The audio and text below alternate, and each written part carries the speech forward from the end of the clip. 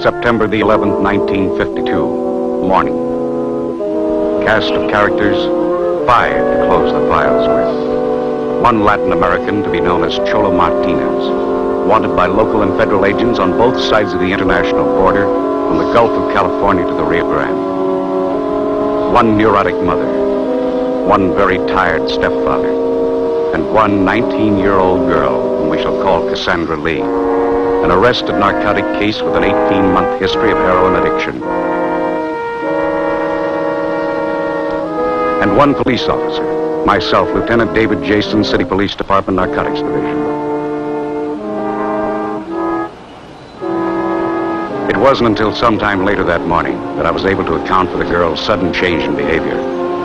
Cassandra hadn't seen Martinez since the day he disappeared in the desert north of the Mexican border close to 3 months ago, nor had anyone else. His appearance now was unaccounted for.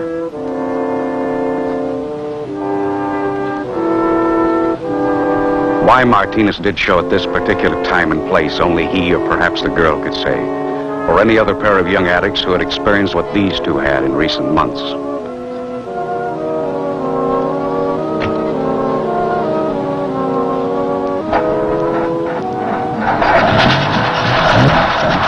Martinez was still very much at large, but the Lee girl was now involved in the legal process of being transferred to the Federal Narcotic Hospital in Kentucky as a ward of the juvenile court.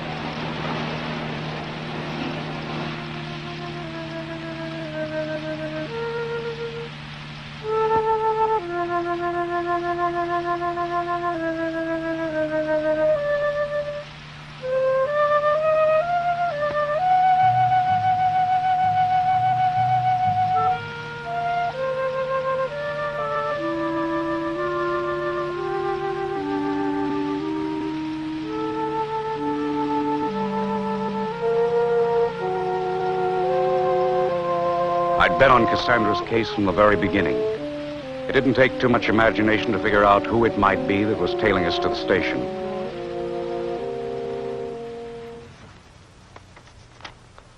Code Narco Red. Miguel Martinez, alias Choro, 5'7", 140, of Mexican origin. 37 Ford sedan, south on 42nd Street. Destination Southern Pacific Station. Approach with caution, you may be armed.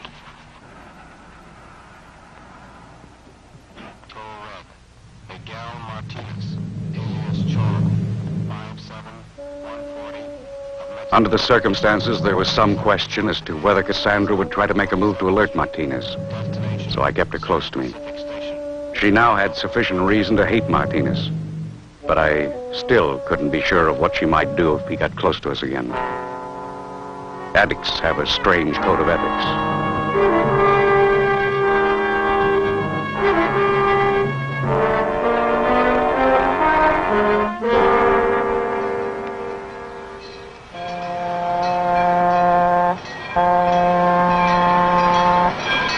Somewhere between the time of arrival and departure of the eastbound limited that day, the police department would officially close out the file on the Lee girl's case, writing off 3 years of Cassandra's turbulent past.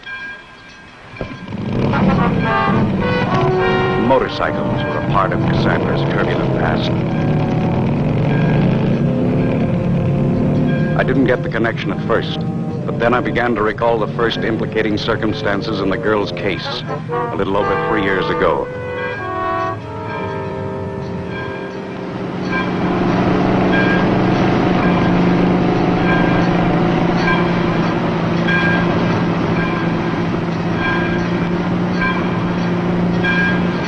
It began in the summer of 1949, several weeks before school started. That summer, Cassandra worked as a stock girl in her mother's small downtown place of business.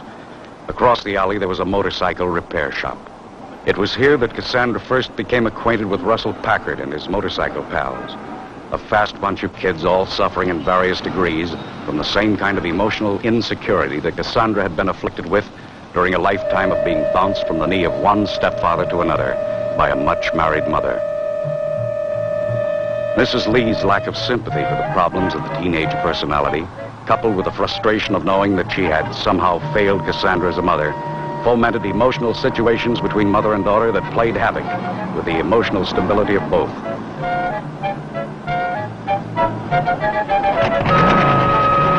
An offer of sanctuary, unreasonable tirades of reprimand in the presence of her peers,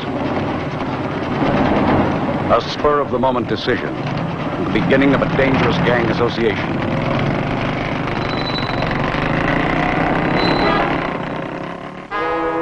Later that same day, at an old abandoned stadium just outside of town, Cassandra encountered one of the most damaging aspects of many of today's youthful gang associations. Reefers, marijuana, one of the lesser narcotics whose use often constitutes the first faltering step toward addiction to the harder drugs. And now, as the newest member of this gang of kids to whom the use of marijuana had become the big-time thing, Cassandra found herself the target of one of the most devastating social pressures existing among our teenage population today: conformity to the group pattern.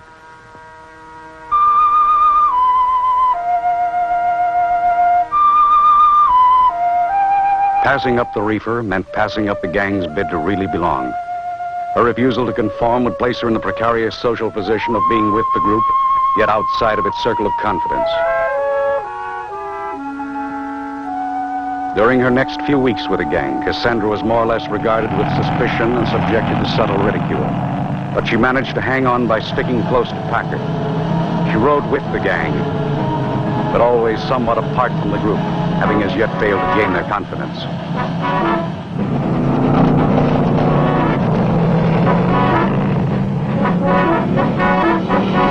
With the passing of time, Cassandra became more accustomed to the kids and their use of marijuana, but never to the feeling of being an outsider.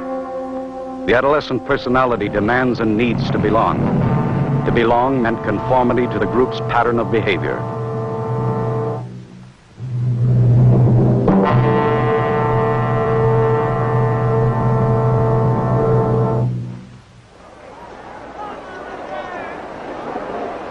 By the end of the following school year, Cassandra's personality had undergone a gradual yet drastic change. She'd become irritable, reticent, and pointedly antisocial. Old friends that she'd once palled with at school now made a practice of going out of their way to avoid her. That is, all but one, a kid by the name of Johnny Adams, the boy who was always seen waiting to take Cassandra home each day after school. Johnny was the fall guy who refused to believe that she had somehow changed. But then, Johnny was perhaps the only person in Cassandra's young life who had a genuine regard and affection for the girl. So Johnny waited.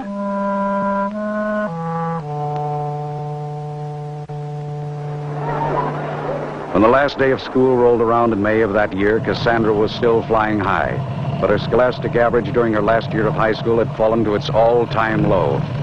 The possibility of college, which had once counted on heavily as an avenue of escape from home and family, was now completely out of the question. Her school days were behind her, and Cassandra was frightened. But there was an out. Johnny was still waiting.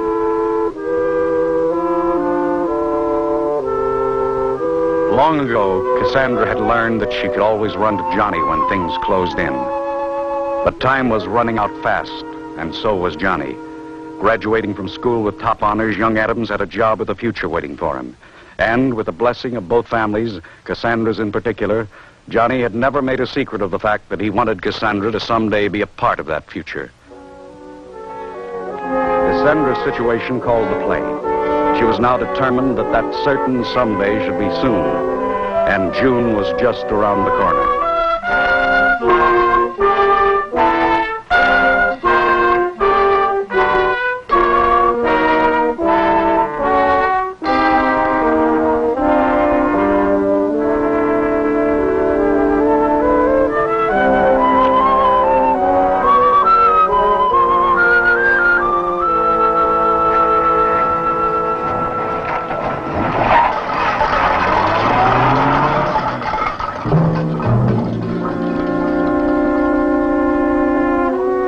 Emotionally immature and badly maladjusted, Cassandra was ill-prepared for the adjustments and routine responsibilities of married life.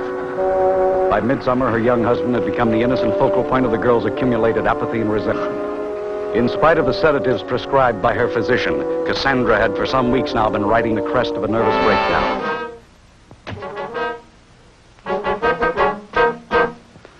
Aware only of the fact that recently his young bride had not been well, Johnny had little insight as to the emotional nature and background of her condition, and with the passing of time was finding it increasingly difficult to account for her frequent displays of mood and temper.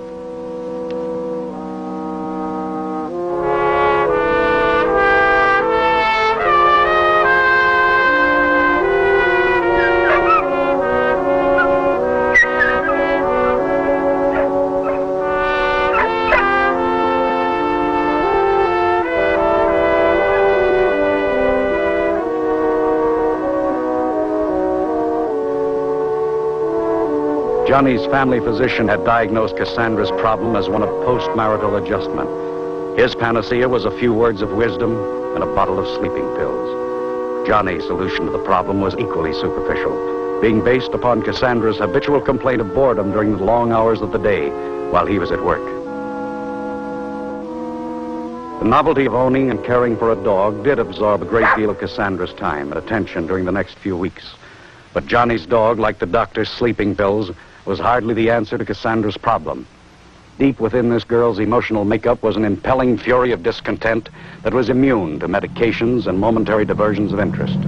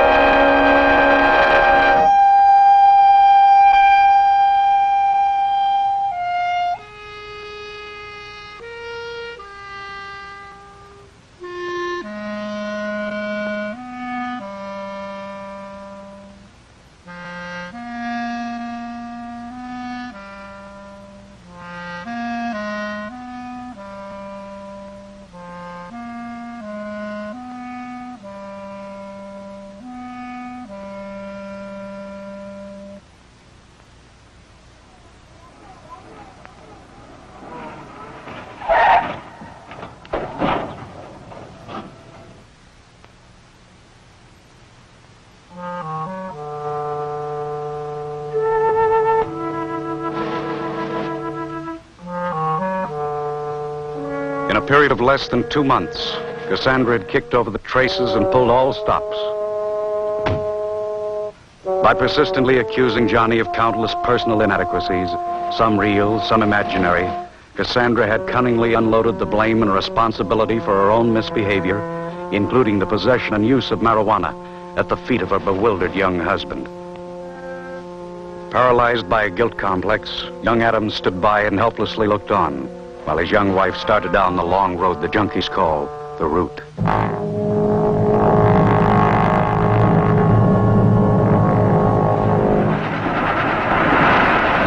Johnny's employer was the first to notice the change that had come over young Adams. On the 14th of October, Johnny was given the day off and sent home to resolve the problem that was interfering with his concentration at work. An overturned trash bucket. The dog, perhaps.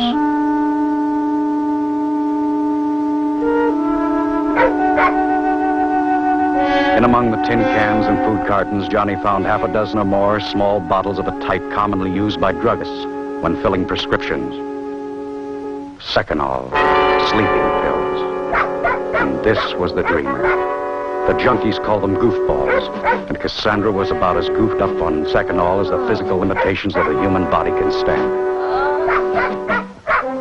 Young Adams knew that Cassandra had been issued a prescription for sleeping pills on several occasions, but he became alarmed when he noticed that the issue dates on the labels of 6 of the bottles were all within a period of less than 1 week.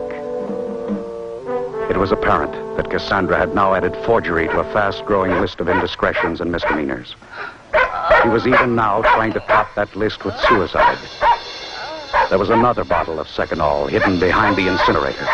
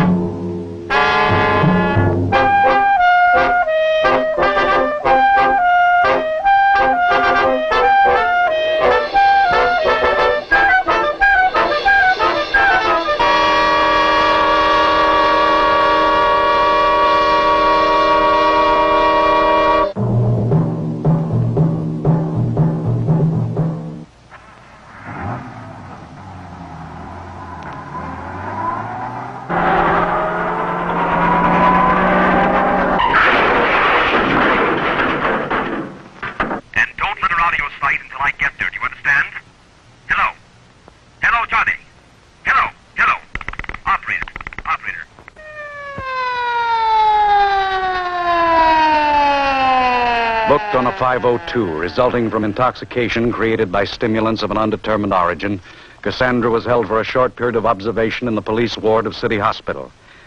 When medical investigation proved inconclusive, she was then released into the custody of her husband and parents.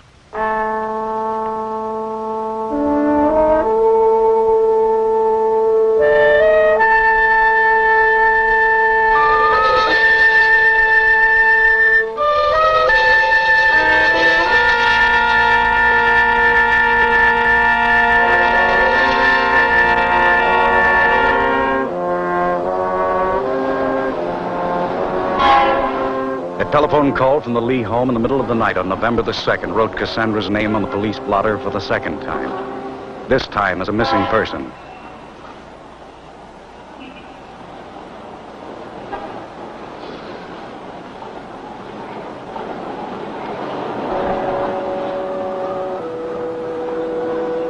In the meantime, the name of Russell Packard had come to our attention as a suspect in a small-time dope ring. The organization was thought to be operating out of the east end of town. via motorcycle messenger service a la Packard. When we learned of Cassandra's connection with Packard, we tracked the girl down and put a close tail on her. From then on, Cassandra was officially my problem.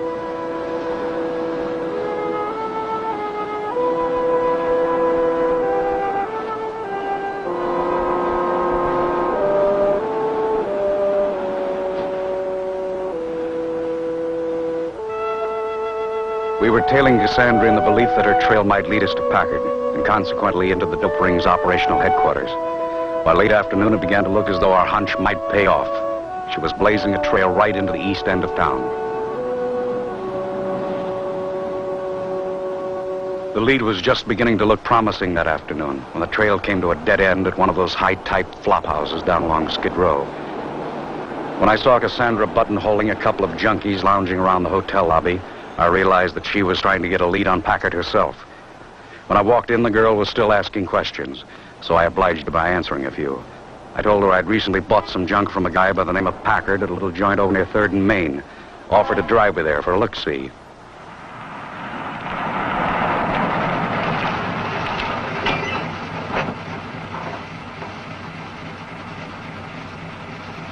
Packard, of course, wasn't there.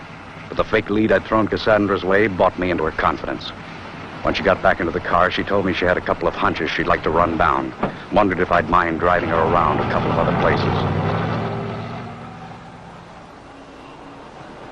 These other places she had in mind were some of the sleaziest joints in town. When she came out of the one they called the Club Cabaret, I could tell by the expression on her face that she'd gotten the word from someone. The word took us into the old warehouse district down by the river, a section of town where the cops like to walk their beats in pairs.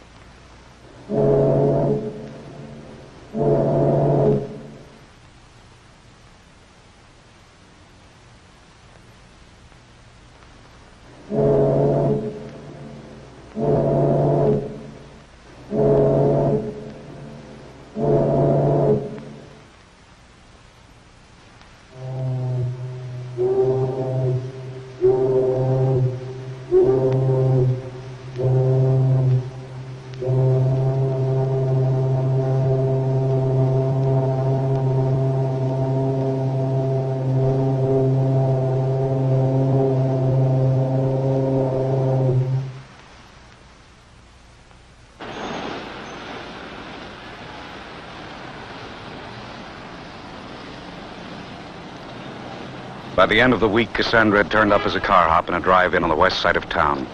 Her job there had been rigged by Packard through the big man Packard was delivering for.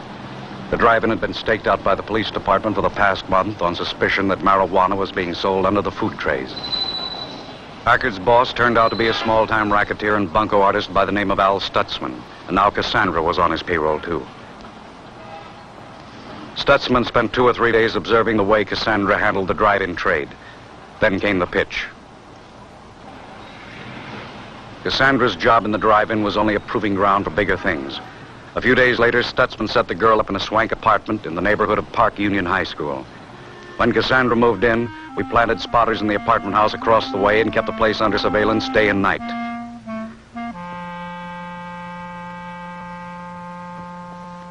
Cassandra had been recruited by Stutzman to expand his traffic in marijuana. Along with the apartment, Cassandra was given the job of holding open house and playing hostess to the teenage bop crowd from the neighboring high school. But Cassandra was finding it hard to keep her mind on business. The junk Stutzman had given her to sell to the fast crowd from Park Union presented too much of a personal temptation.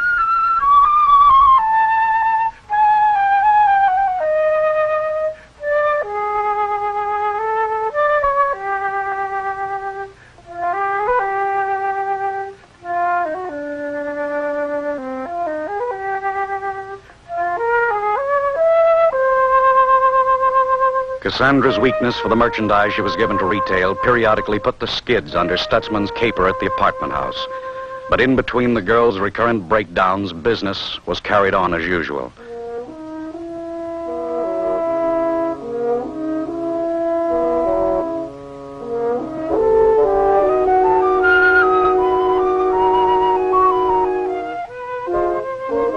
By the end of the month, we had most of the necessary information we needed to pin a conviction on Stutzman. At 4:54 on November the 31st, the apartment house stakeout rang in the code 2 we'd been standing by for. At 5:09, we closed in for the kill.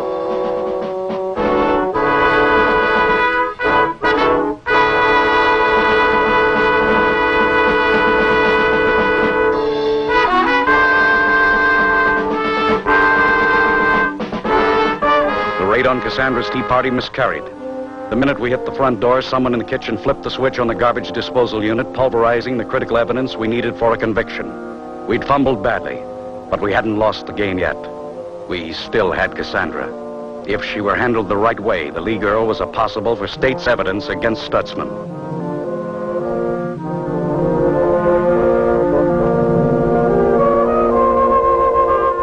Down at headquarters that evening, I could see that Cassandra wasn't going to buy the reform program that I was outlining for consideration.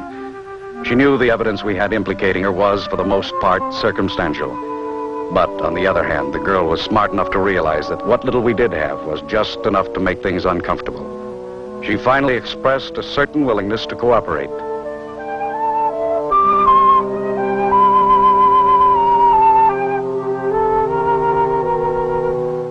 I assured Cassandra that she would be given every consideration if she would consent to full cooperation with the department.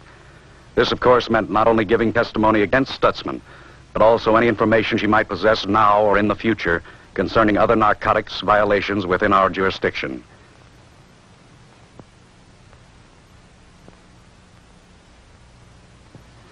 Cassandra wasn't fooling anyone but herself. Addicts have but one loyalty, to themselves and their all-consuming drug habits. When circumstances threaten their freedom to pursue those habits, behavior is motivated by the most primitive of animal instincts, self-preservation and survival of the fittest.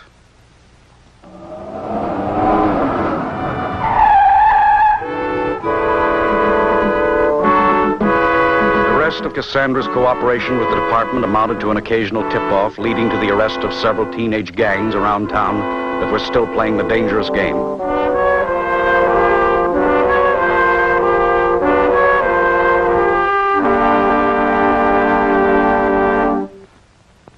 Cassandra's probation period expired on the 1st of May of the following year. Regarded now as a criminal by unsympathetic parents, it was no great surprise when Cassandra disappeared from home again on the day following her release. Required to live in the home of her mother and stepfather during the probation period, Cassandra had evidently found little change in the home environment, which had compelled her initial flight into the world of drugs and dreams.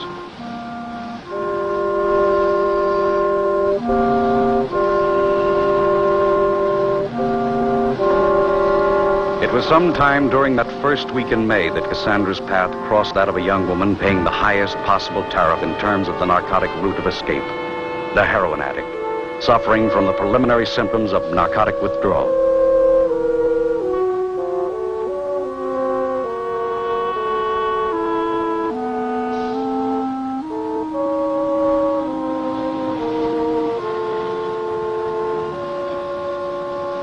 The young woman to whom Cassandra was being the Good Samaritan was one Margot Rossi, the wife of a young hood serving a long term in the state penitentiary.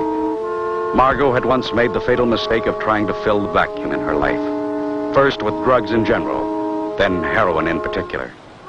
Now, when deprived of that drug for any length of time, she was tortured by the cruel sickness of narcotic withdrawal.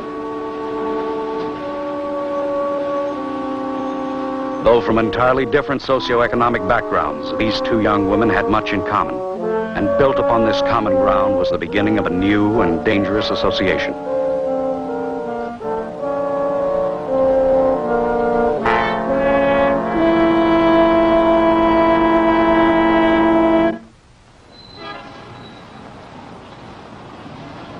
In the weeks that followed, Cassandra and Margot Rossi became not only the closest of friends, but also partners in business. Margot had resorted to devious means of supporting her expensive drug habit. One of these had been the retailing of marijuana on street corners for a pandering dope merchant by the name of Sven Bergman, the pusher on whom Margot had become dependent for her supply of heroin. With Cassandra's encouragement, however, Margot had broken with Bergman, and the two girls were now in business for themselves.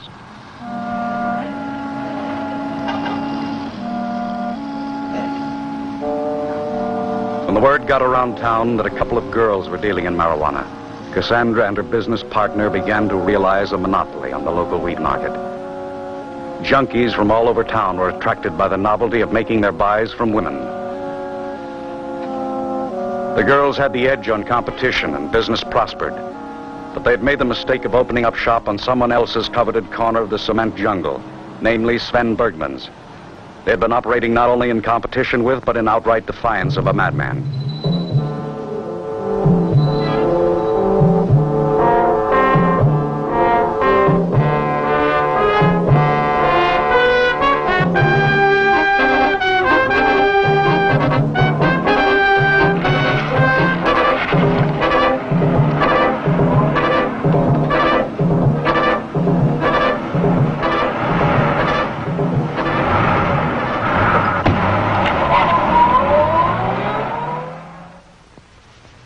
For any young addict to have known this man was to become his slave, and Margot Rossi had been one of his so-called employees.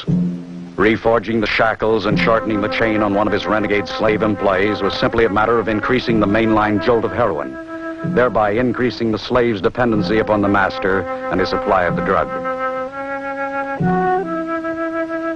Cassandra had encouraged Margot to break with Bergman.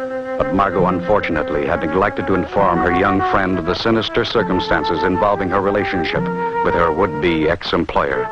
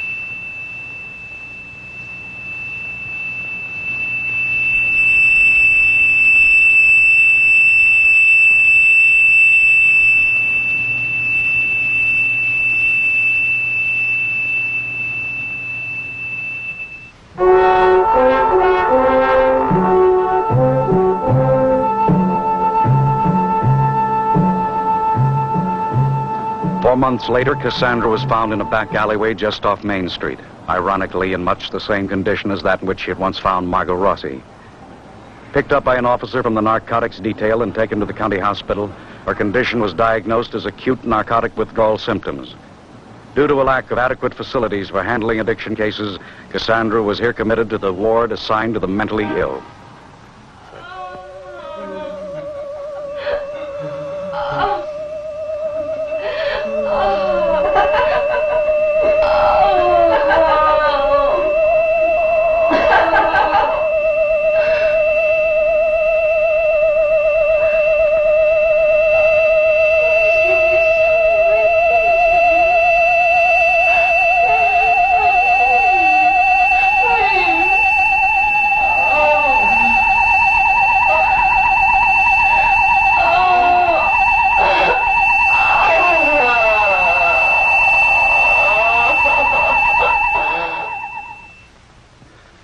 Shortly after Cassandra's commitment to County Hospital, the press renewed their war of words against the city's ever-growing narcotics problem, and this time with bitter invective.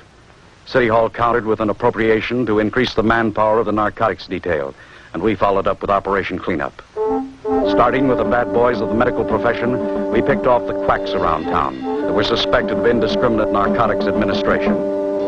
By October the 4th, we had the dragnet anchored down over the entire city. The big drive was underway.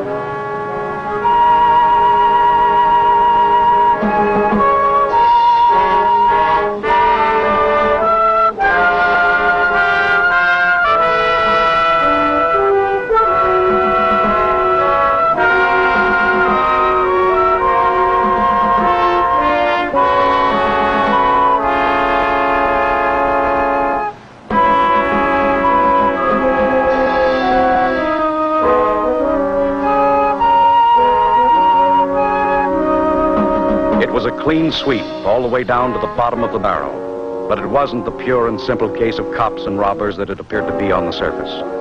To be sure, the supply of dope to be had around town diminished almost overnight.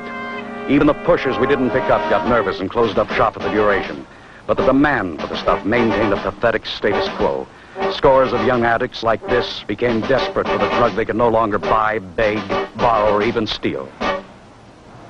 The heat was on, and there was a panic in the wind. By the end of the week, the city was literally crawling with the desperation and sickness of narcotic withdrawal.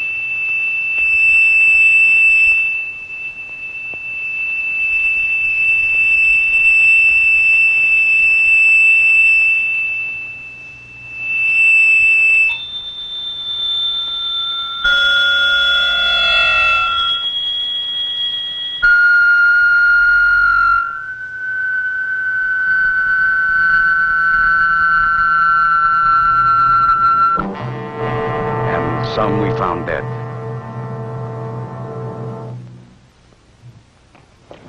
On November the 2nd, we ran down one of the hottest tips we'd gotten since the beginning of the big push in October. Our first lead on the whereabouts of Sven Bergman, but it didn't amount to much. It would have taken something like the assistance of the state militia to have smoked Bergman out of that complicated maze of tunnels comprising the municipal storm drain. It was about 2:30 in the afternoon that day when Bergman gave us the slip. On the other side of town, about 6 miles away via the storm drain, the Rossi girl waited to keep an appointment of mercy with an old friend. The Lee girl, in the meantime, had been transferred out of County Hospital into a private sanitarium. The family's choice of an institution, however, had been a poor one. Inexperienced in the handling of narcotic addiction cases, the sanitarium staff sadly underestimated the perverted will and determination of the addict.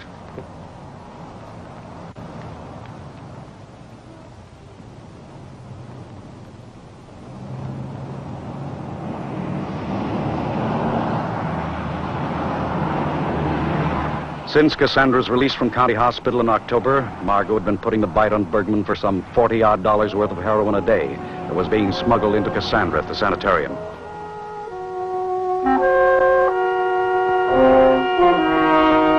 After the police had tried to put the screws on him that afternoon, Bergman evidently figured the tip-off the police had gotten was someone's backhanded way of canceling out a sizable debt resulting from the purchase of heroin on credit. Someone like Cassandra Lee and Margot Rossi. One of Bergman's jealous competitors gave us the tip, but Margot Rossi took the rap.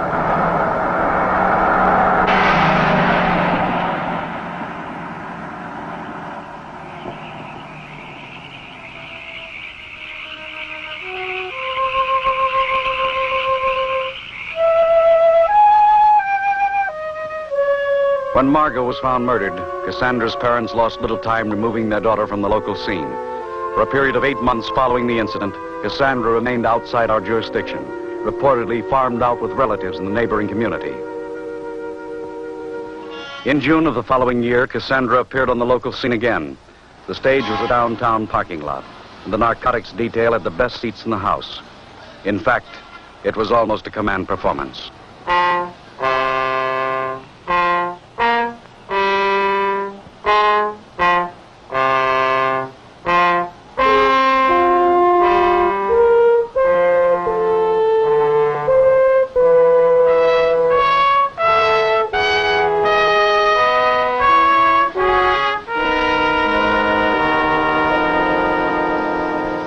When Cassandra was hustled out of town by her parents in November, the girl was still a confirmed heroin addict, haunted by the incessant demands of her drug.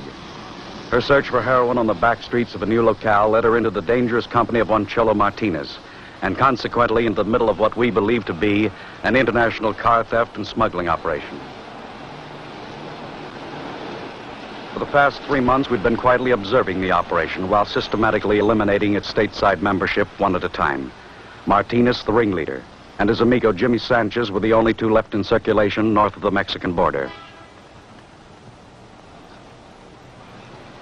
Cassandra, who in recent months had become Cholo's woman, was now doubling in brass for some of the absentee members who had in recent months disappeared into the protective custody of the county sheriff's office.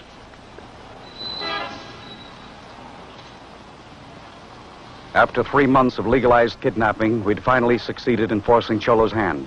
He and Sanchez were trying to pull a job by themselves. To this very end, we had carefully deprived Martinez of his organization of addicts and thieves. With only a skeleton crew now, composed of Cassandra, who at the moment was doing a masterful job of distracting the parking lot attendant, and Jimmy Sanchez, a mental defective, it was almost certain that Martinez would take the stolen car directly to the rendezvous point on the Mexican border, where it would then be sold in exchange for wholesale quantities of heroin.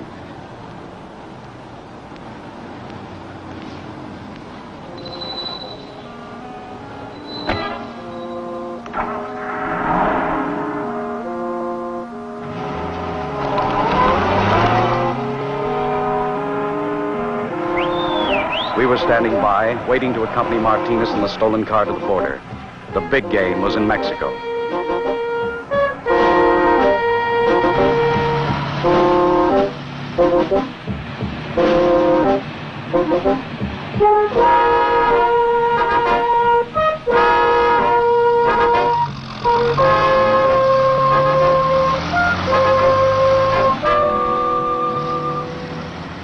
"11 hours later, Martinez, Cassandra Lee, and Jimmy Sanchez were racing across the open country north of the Mexican border, headlong into the final phase of our setup. Every highway leading into Mexico within a radius of 70 miles of the estimated point of entry was blocked by deputies from one of several border county sheriff's offices, with whom we'd been in radio contact since the time of our departure.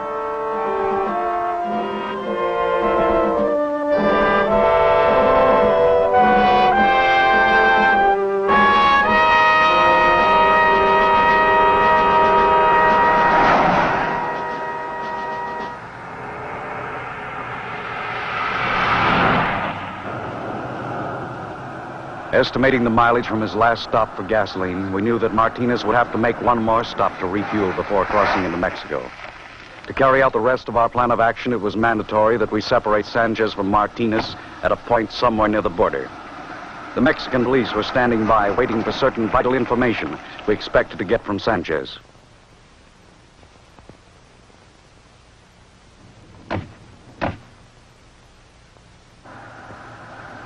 Cassandra hadn't seen my happy face for more than 8 months. It was quite a shock.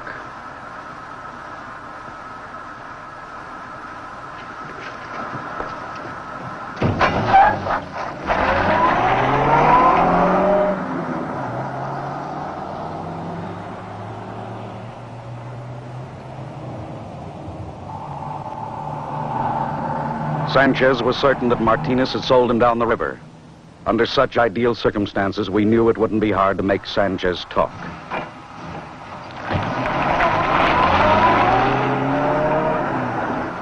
When Martinez and Cassandra turned off the main highway onto one of the old dirt wagon roads leading into Mexico, we checked their point of departure on the map and made a beeline to the key roadblock, only minutes away.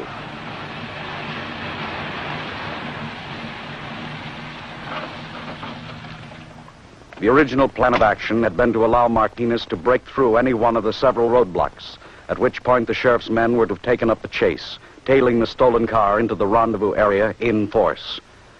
But Martinez had decided to make it into Mexico the hard way, across some 70 miles of open desert. In the meantime, Sanchez had given us all the information the Mexican police would need to bottle up the works in Mexico. The rest of the show was now up to the men from the sheriff's office.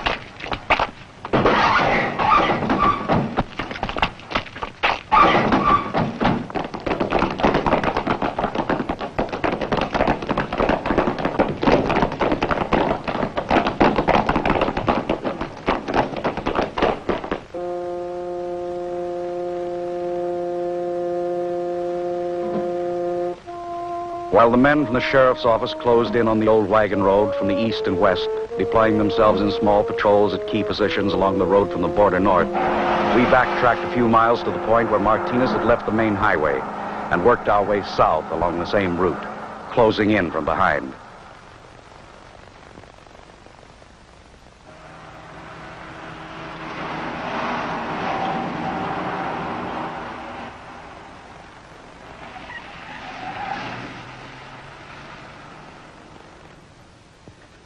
One hour and 20 minutes later, the patrol, observing the last 3-mile section of wagon road north of the border, could report having sighted only one vehicle in transit.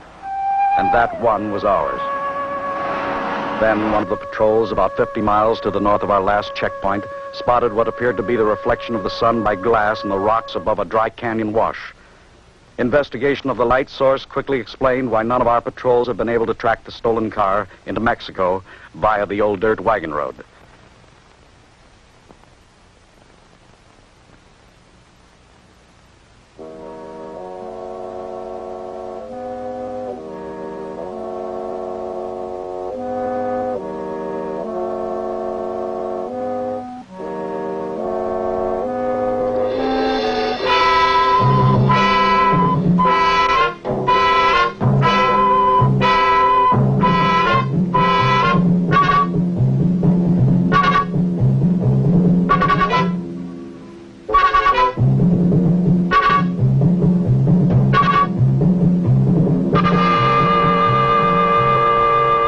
In the panic of escape, Martinez had momentarily forgotten that both he and the Lee girl were slaves to a needle. In the glove compartment of the stolen car, I found a brown paper bag containing the evidence of this potentially fatal oversight. A bent spoon, hypodermic needle, and more than a dozen bindles of heroin. Exhibit A, the oracle of impending tragedy. The temperature in the desert out there was pushing upwards of 107 degrees in the shade. The nearest watering spot, 30 miles away. Deprived of their drug under these debilitating circumstances, it would only be a matter of hours until Martinez and the Lee girl would both gradually succumb to the ascending violence of narcotic withdrawal.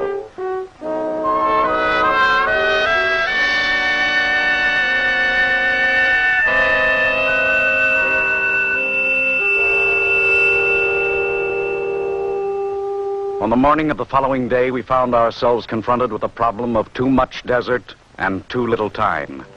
Using every available man the sheriff's office could muster, we began the massive yet necessary task of combing every inch of desert within a 15-mile radius of the canyon where the car had been found.